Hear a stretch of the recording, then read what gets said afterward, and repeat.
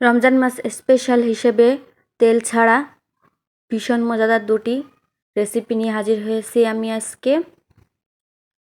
আসসালামু আলাইকুম। আমার গ্রাম বাংলা রাঁধুনিতে আপনাদের সবাইকে স্বাগতম। তাহলে চলুন কথা না বাড়িয়ে তাড়াতাড়ি আমরা চলে যাই রেসিপিতে। এখানে আমি প্রথমে 1 কাপ চিড়ে নিয়ে নিয়েছি। চিড়াটা দিয়ে আমি 5 মিনিট এটাকে ভিজিয়ে রাখবো। এটা খুবই মজাদার এবং একেবারে তেল ছাড়া চুলায়ও যাওয়া লাগবে না।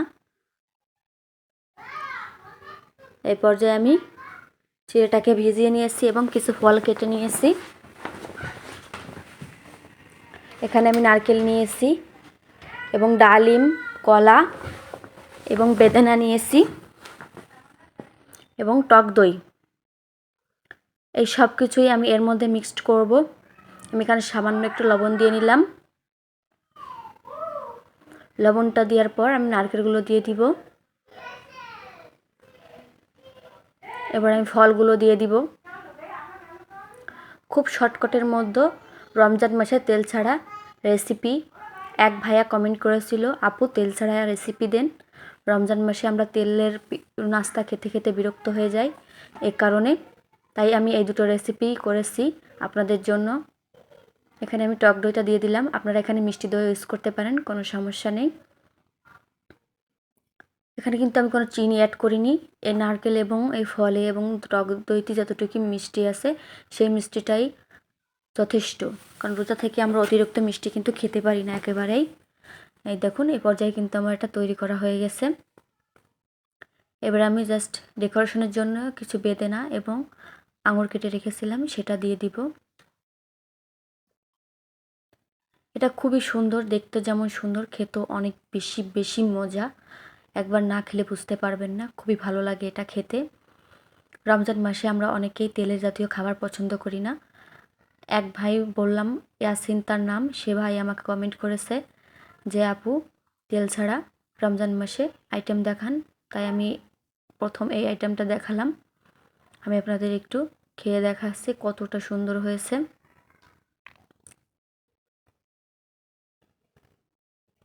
দেখুন কত সুন্দর হয়েছে, ভীষণ মজা এই রেসিপিটি। একবার ট্রাই করে দেখবেন এই রমজান মাসে, তাহলে বুঝতে পারবেন। তাহলে চলুন 2 নাম্বার আইটেমে চলে যাই আমরা।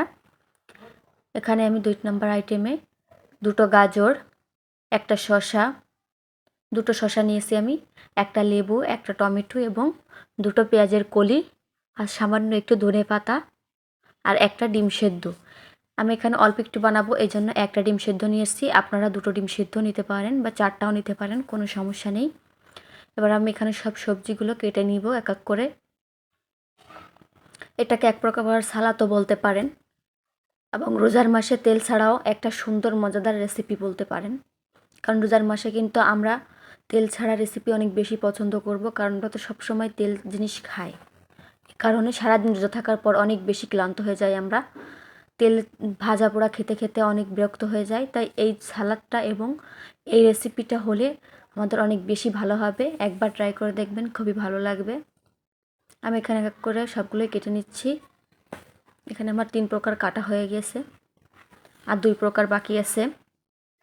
এবার আমি এগুলো কেটে নিব সুন্দর মতো। এটা যে কি মজা, একবার না খেলে বুঝতে পারবেন না। আপনার চুলায়ও যেতে হচ্ছে না, হাতের কাছে কিছু থাকার জিনিস দিয়েই আপনি খুবই শর্টকাটের মধ্যে খুবই মজাদার একটা রেসিপি তৈরি করতে পারছেন এবং তেল ছাড়া। তেলের কোনো প্রশ্নই ওঠে না এখানে। এবার ডিমটা দিয়ে দিচ্ছি আমি।